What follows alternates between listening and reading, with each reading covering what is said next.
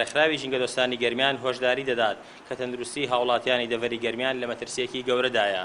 ژیان لە ژینگەیەکی پاک و تەندروستە مافێکی بنەڕەتی هاوڵاتیانە و یەکێکە لە هەرە گرنگترین سێکتەرەکان.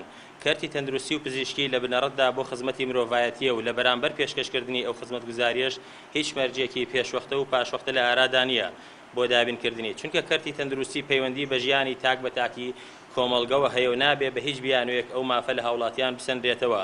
لەگەڵ ئەوەشدا هەموو یاسا کارپێکراوەکان چ لە عێراق و چ لە هەرێمی کوردستاندا جەخت لە پاراستنی مافی تەندروستی هاوڵاتیان دەکەنەوە.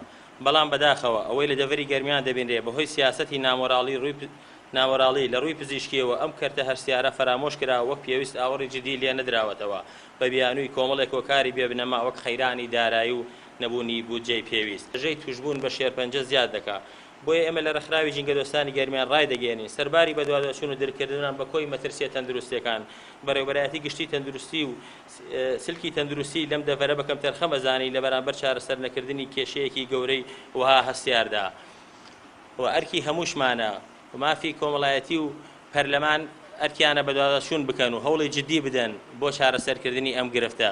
داواش دەکەن هەرچی زووە وەزارەتی تەندروستی و بەڕێوەبەرایەتی تەندروستیەکانی سەر بە ناوچەکەمان هەوڵی چارەسەری ئانی بدەن بۆ چارەسەرکردنی ئەم دۆخە.